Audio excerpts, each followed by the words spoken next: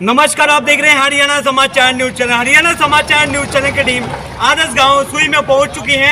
आदर्श गांव के सुई के हालात को आपको दिखाते हैं। आज राष्ट्रपति रामनाथ कोविंद जी यहां पर पहुंचे हैं। काफी परिजनों का यहां पर उद्घाटन किया गया। काफिला भी अभी यहाँ के हरियाणा के वित्त मंत्री मनोहर लाल खट्टर सड़कों की हालात कैसे पैदा हो रही है, सड़कों की गति है, पता नहीं क्या हालात है। आपको जायजा मैं दिखाऊंगा, कैमरामैन को कहूँगा थोड़ा नीचा करके दिखाएं कि भी हालात यहाँ के हालात हैं, जो किस प्रकार के हालात हैं, क्या कुछ गंदगी है। गांव की तरफ सीएम साहब से हम भी रिक्वेस्ट करेंगे, गांव की तरफ थोड़ा सा मुंह करके ध्यान दे। काफिला आपको दिखा रहे हैं, काफिला यहाँ पर गुजर रहा है। यहाँ बात करेंगे, हम गाँव वाले से लोगों से बातचीत करेंगे। भाई जी, क्या नाम आपका? हिमांशु भाई, आपके गांव का रोड है, जैसे सुई गांव है, आदर्श गांव माना जाता है, पर आदर्श गांव में हालात पर क्या कुछ आप लोग कहेंगे? जैसे गंदगी है, इतनी भयंकर गंदगी है, ये देखिए कहीं ना कहीं क्या कहीं गंदगी है, माटी इतनी भयंकर है, ना कोई परमानेंट एक कहते हैं पर लेपा पोती जो अधिकारी है, कर्मचारी है, वो करते हैं। आपको नज़ारा हम दिखा रहे हैं, अधिकारियों की इतनी बड़ी लापरवाही है। ये देखिए क्या कुछ है। अरे सीएम साहब, हम आपसे रिक्वेस्ट कर रहे हैं, गांव का माहौल थोड़ा सा देखिए, गांव को थोड़ा सा सुधारिए आप लोग। तो चलिए वो लोगों से हम बातचीत करेंगे, वो लोगों से चर्चाएं करवाएंगे, गांव का माहौल भी आपको दिखाएंगे। यहाँ से गांव का लोग माहौल देखिए, और सीएम साहब का काफिला यहाँ से गुजर रहा है।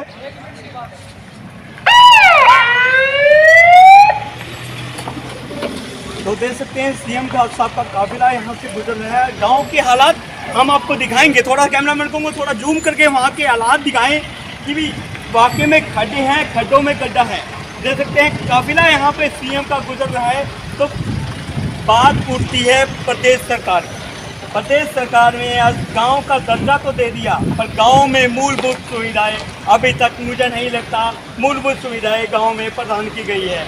गांव का आप जायजा खुद दोबारा से मैं कैमरामैन को फोकस वहाँ पर करें, गंदगी के ऊपर, नाली के ऊपर, नाली के अंदर फोकस करें, नाली के अंदर जायजा दिखाएं कैसे हालात यहाँ के गांव के बने हुए हैं, कैसे मूलभूत सुविधाएं यहाँ पर गांव के हैं, कैसे लोग तरस रहे हैं, सरकार से मांग कर रहे हैं गाँव को साफ सुथरा किया जाए। लगातार हम लोग भी आपको पल पल की अपडेट आप लोगों को चैनल के माध्यम से हम पहुँचाने का काम कर रहे हैं। आपको कैमरामैन को थोड़ा जूम करके दिखाएं।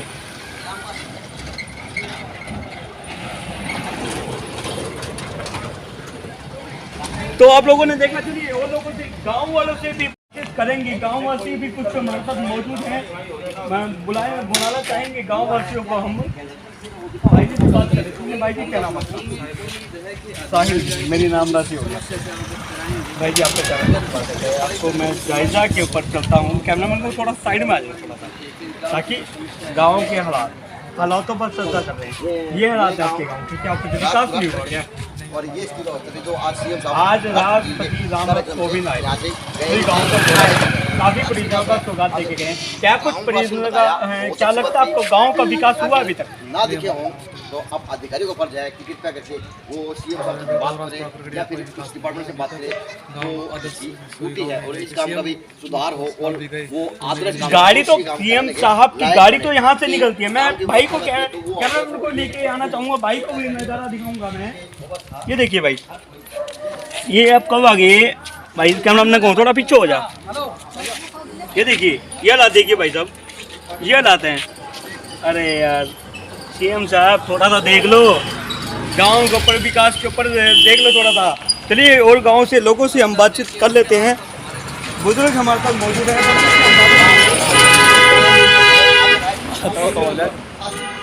गाँव में विकास हुआ है कैसे?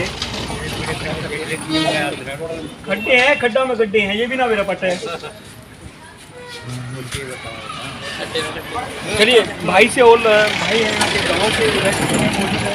नमस्कार, आपका नाम क्या है? क्या कुछ कहेंगे, गाँव में विकास हुआ है या विकास के नाम पर करोड़ों रुपए का पैसा कहाँ जाता है? हमारे गांव में पिछले 10-15 साल में कोई भी विकास नहीं हुआ है। आम जन और मैं आपको दिखाऊं तो जितने भी जो 15 वर्ष पहले जो नाले बने थे, आप इनके दशा देख सकते हैं। इनके आधों के ऊपर ढक्कन है, आधों के ऊपर ढक्कन नहीं है। छोटे छोटे बच्चे हैं, आए दिन यहाँ एक्सीडेंट होते रहते हैं, गाड़ियाँ फंसी रहती हैं। वृद्ध आश्रम है, उसकी व्यवस्था खराब है। जो हमारा पार्क बनवाया था उसके अंदर काबली कीकरों ने, ऐसा लगता है कि हम किसी जंगल के में अंदर चले गए हैं। इस तरह की व्यवस्था हमारे गांव की है, मतलब रहने के लायक ये गांव नहीं रहा। जिस प्रकार से प्रशासन ने आके मुंड रखी है।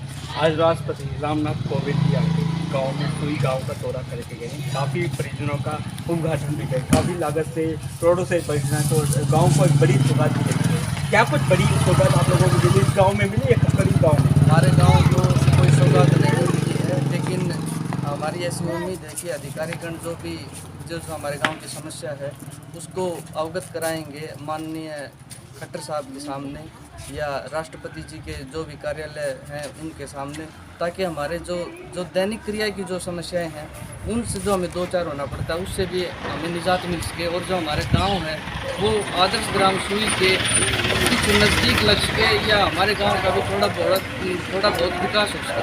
आपका सुई गाँव मतलब 2-3 किलोमीटर की ऊंचाई जो मान लो 2-3 किलोमीटर ही यहाँ से करीब 4 किलोमीटर भिवानी आपका नजदीक।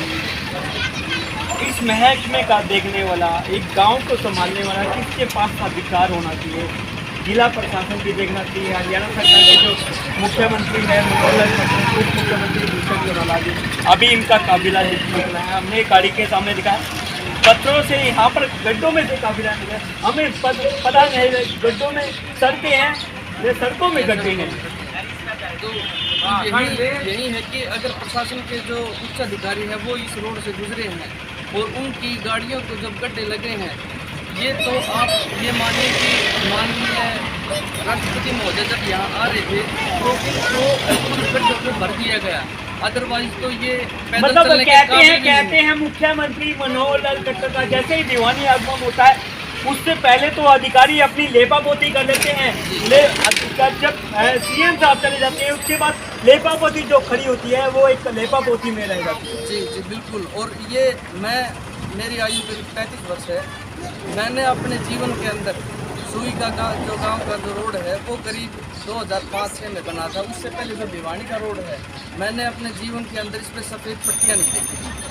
और अब जैसे ही राष्ट्रपति महोदय आए हैं तो इन्होंने वहाँ की सफाई भी करवा दी, पट्टियाँ भी बनवा दी, झाड़ू भी लगवा दी। मतलब राष्ट्रपति रामनाथ कोविंद का आना हुआ भिवानी के गांव सुई में, आदर्श गांव में, उसी टाइम प्रशासन खेत में आया, तुरंत काम करवा दिया। उससे पहले कोई काम नहीं हुआ। ऐसा क्यों है? ऐसे गाँव के क्यों लोगों का हक छीना जा रहा है? प्रशासन को देखना है, गांव की पंचायत को देखना है। पंचायत की तरफ से जब आंखें मूंद ली जाती है तो प्रशासन तो फिर अचेत वैसे ही है जब उसको जगाने वाला ही मतलब नेता लोग खाली वोटों के लिए राजनीति करते हैं, ये गांव का कोई विकास भी हो पाएगा? मुझे लगता नहीं, लेकिन ऐसी उम्मीद जगी है कि माननीय राष्ट्रपति रामनाथ कोविंद हमारे गाँव के जो आदर्श आए हैं तो उससे हो सकता है हमारे गाँव का भी उद्धार हो। तो आपके चैनल के माध्यम से क्या आदेश? हमारे गांव के अंदर एक तो खेल स्टेडियम नहीं है, बच्चों के खेलने के लिए कोई विशेष स्थान नहीं है, क्योंकि हरियाणा के अंदर जितनी भी प्रतिभाएं हैं वो सब खेल के हमारे प्रदेश में या किसानों की वजह से या जवानों की वजह से या फिर खिलाड़ियों की वजह से हमारा नाम हुआ है।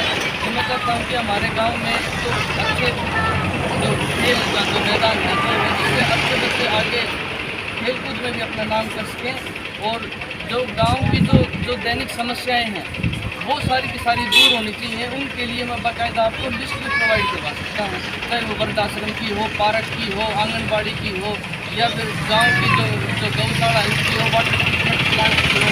अच्छी ऐसी समस्याएँ हैं जिनमें कोई काम नहीं। अभी फिलहाल सरपंच के चुनाव यहाँ से सरपंच खड़ा होता है, कोई भी लेडी सरपंच जल्द खड़ा होता है, अगर वो खड़ा होता है तो उससे क्या उम्मीद करेंगे?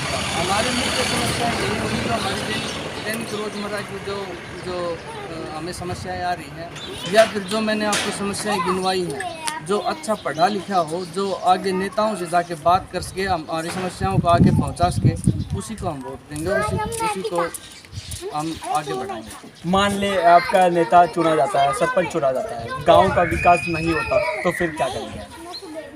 अब इस बारे में जब एक बार कोई इलेक्टेड हो गया तो उस बारे में हम तो फिर क्या कर सकते हैं। हम तो फिर 5 साल तक तो फिर कुछ नहीं कर सकते। मतलब 5 साल ही जनता चुनती है अपने सरपंच को। सरपंच अगर गांव का विकास ना कर पाए फिर सरपंच चलने का फायदा क्या है?